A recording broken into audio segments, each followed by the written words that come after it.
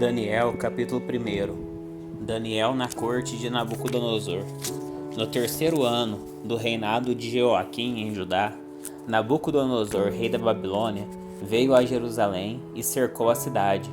O Senhor lhe deu vitória sobre Jeoaquim, rei de Judá, e permitiu que levasse para a terra da Babilônia alguns dos utensílios sagrados do templo de Deus. Nabucodonosor os colocou na casa do tesouro de seu Deus.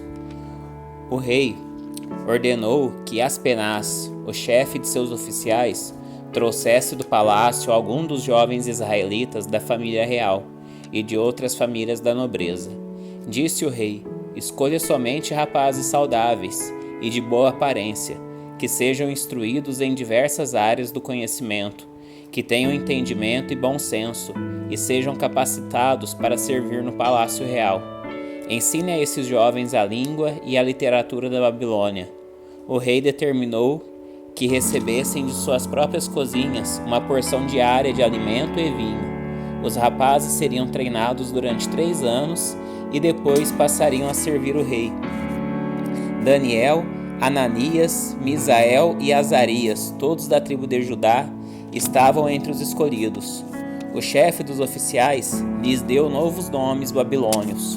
Daniel passou a ser chamado de Beltesazar, Ananias de Sadraque, Misael de Mesaque e Azarias de Abed-nego. Daniel, porém, decidiu não se contaminar com a comida e o vinho que o rei lhes tinha dado. Pediu permissão ao chefe dos oficiais para não comer esses alimentos, a fim de não se contaminar. Deus havia feito que o chefe dos oficiais mostrasse compaixão e simpatia a Daniel. Apesar disso, Aspenaz disse: tenho medo de meu senhor o rei. Ele determinou o alimento que vocês devem comer e o vinho que devem beber. Se ficarem com a aparência abatida em comparação com os outros rapazes de sua idade, temo que o rei mande cortar minha cabeça. Daniel falou com o assistente designado pelo chefe dos oficiais para cuidar dele, de Ananias, Misael e Azarias. Faça uma experiência conosco durante 10 dias, disse. Dê-nos apenas legumes para comer e água para beber. Terminados os 10 dias, compare nossa aparência com a dos outros rapazes que comem a comida do rei. Depois decida de acordo com o que você vir. O assistente concordou com a sugestão e fez a experiência com eles durante 10 dias. Passados os 10 dias, Daniel e seus 3 amigos pareciam mais saudáveis e bem nutridos que os outros rapazes, que se alimentavam da comida do rei. Depois disso, o assistente só lhes dava legumes em vez da comida e do vinho servido aos outros. Deus concedeu aos 4 rapazes aptidão incomum para entender todos os aspectos da literatura e da sabedoria, e a Daniel concedeu a capacidade especial de interpretar sonhos e visões. Ao término do período de treinamento ordenado pelo rei, o chefe dos oficiais levou todos os rapazes a Nabucodonosor. O rei conversou com eles, e nenhum o impressionou tanto quanto Daniel, Azarias, Ananias, Misael e Azarias, e assim passaram a servir ao rei. Sempre que o rei os consultava sobre alguma questão que exigia sabedoria e discernimento, observava que eles eram 10 vezes mais capazes que todos os magos e encantadores de seu reino. Daniel continuou no palácio até o 1º ano do reinado de Ciro. Daniel, capítulo 2. O sonho de Nabucodonosor. Certa noite, no 2º ano do reinado de Nabucodonosor, teve sonhos tão perturbadores que não conseguiu mais dormir. Chamou seus magos, encantadores, feiticeiros e astrólogos e exigiu que lhe dissessem o que ele havia sonhado. Quando se apresentaram ao rei, ele disse: tive um sonho que muito me perturbou e preciso saber o que significa. Então os astrólogos responderam ao rei em aramaico: que o rei viva para sempre. Conte-nos o sonho e nós lhe diremos o que ele significa. O rei, porém, disse aos astrólogos: estou falando sério. Se não me disserem qual foi o sonho e o que ele significa, vocês serão despedaçados em suas casas, transformadas em montes de escombros. Mas se me disserem qual foi o sonho e o que ele significa, lhes darei muitos presentes, muitas recompensas e honras. Portanto, digam-me qual foi o sonho e o que ele significa. Eles disseram novamente: Ó rei, conte-nos o sonho, e então lhe diremos o que ele significa. O rei respondeu: Sei o que estão fazendo. Estão tentando ganhar tempo, pois sabem que falo sério quando digo: se não me contarem qual foi o sonho, estão condenados. Por isso conspiraram para me dizer mentiras, na esperança de que mudarei de ideia. Digam-me, porém, qual foi o sonho, e então saberei que podem explicar o que ele significa. Os astrólogos responderam ao rei: Não há ninguém em toda a terra capaz de dizer ao rei qual foi seu sonho. E nenhum rei, por maior e mais poderoso que fosse, pediu algo assim a um mago, encantador ou astrólogo. É impossível cumprir a exigência do rei. Ninguém, exceto os deuses, podem dizer qual foi o seu sonho, e os deuses não vivem entre os mortais. O rei ficou furioso e ordenou que todos os sábios da Babilônia fossem executados. E por causa do decreto do rei, foram enviados homens para encontrar Daniel e seus amigos e matá-los. Quando Arioque, comandante da guarda do rei, veio matá-los, Daniel se dirigiu a ele com sabedoria e prudência. Perguntou-lhe: por que o rei publicou um decreto tão severo? E Arioque lhe contou o que havia acontecido. Daniel foi ver o rei de imediato e pediu mais tempo para comunicar o significado do sonho. Em seguida, Daniel voltou para casa e contou a seus amigos Ananias, Misael e Azarias o que havia acontecido. Pediu que suplicassem ao Deus dos céus que tivesse misericórdia deles e lhes revelasse o segredo, para que não fossem mortos com os outros sábios da Babilônia. Naquela noite o segredo foi revelado a Daniel numa visão. Então Daniel louvou o Deus dos céus e disse: Louvado seja o nome de Deus para todo sempre, pois a ele pertencem a sabedoria e o poder. Ele muda o curso dos acontecimentos, remove reis de seus tronos e põe outros no lugar. Dá sabedoria aos sábios e conhecimento aos eruditos. Revela coisas profundas e misteriosas, e sabe o que está escondido nas trevas, embora ele seja cercado de luz. Eu te agradeço e te louvo, ó Deus de meus antepassados, pois me deste sabedoria e força. Tu me mostraste o que te pedimos, revelaste o que o rei exigiu. Daniel interpreta o sonho. Então Daniel foi falar com Arioque, a quem o rei havia ordenado que executasse os sábios da Babilônia. Não mate os sábios, disse. Leve-me ao rei e eu interpretarei o sonho dele.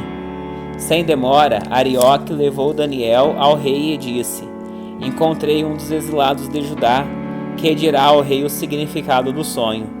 O rei disse a Daniel, também chamado Beltesazar: Você pode mesmo me dizer qual foi meu sonho e o que ele significa? Daniel respondeu: Não existem sábios, encantadores, magos, nem adivinhos capazes de revelar o segredo do rei. Mas há um Deus nos céus que revela segredos, e ele me mostrou ao rei Nabucodonosor o que acontecerá no futuro. Agora lhe direi qual foi o sonho e as visões que o rei teve enquanto estava deitado em sua cama. Enquanto o rei dormia, sonhou com acontecimentos futuros. Aquele que revela segredos lhe mostrou o que acontecerá, e eu sei o segredo de seu sonho. Não porque sou mais sábio que os outros, mas porque Deus deseja que o rei entenda o que se passava em seu coração.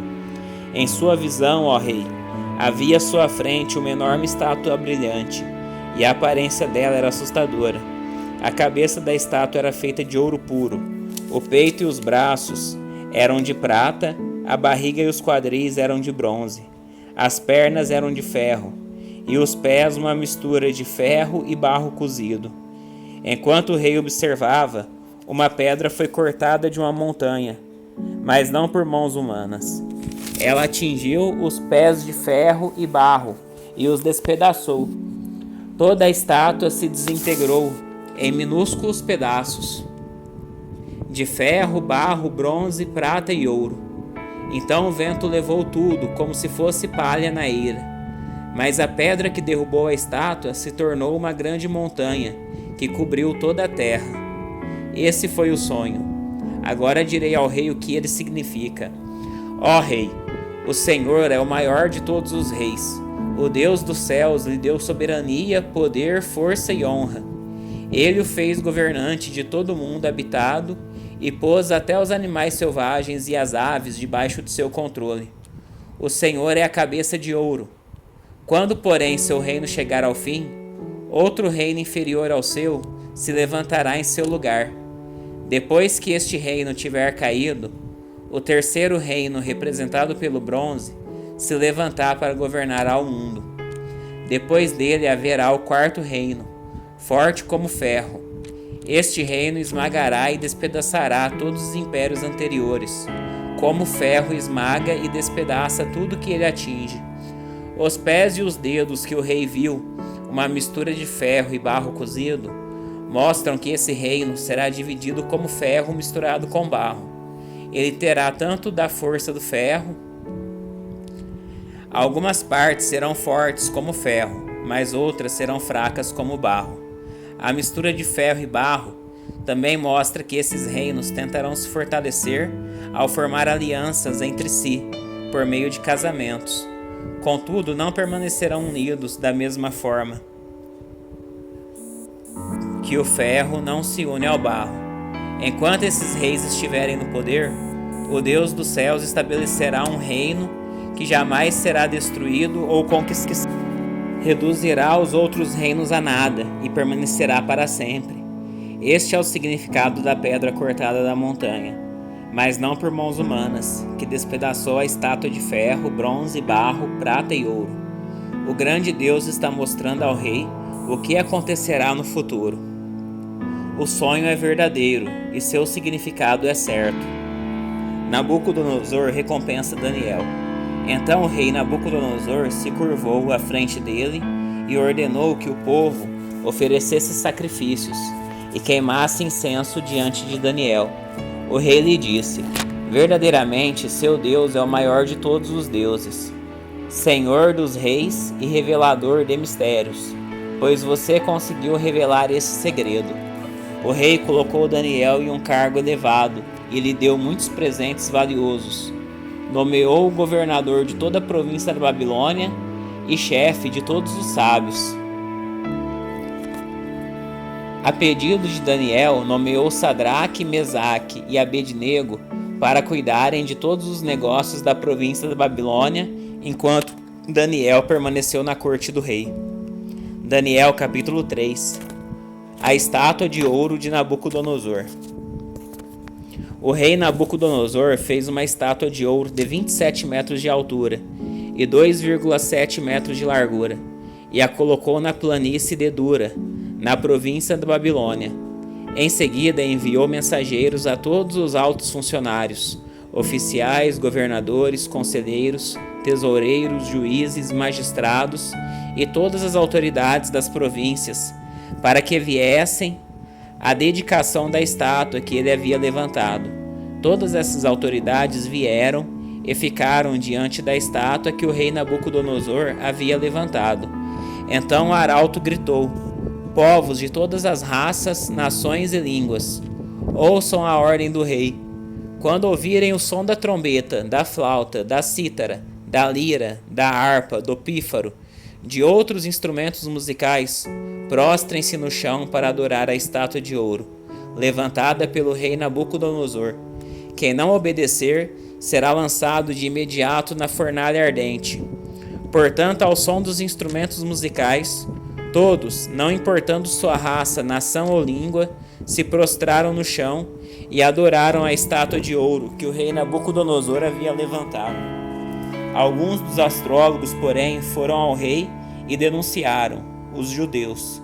Disseram ao rei Nabucodonosor: que o rei viva para sempre.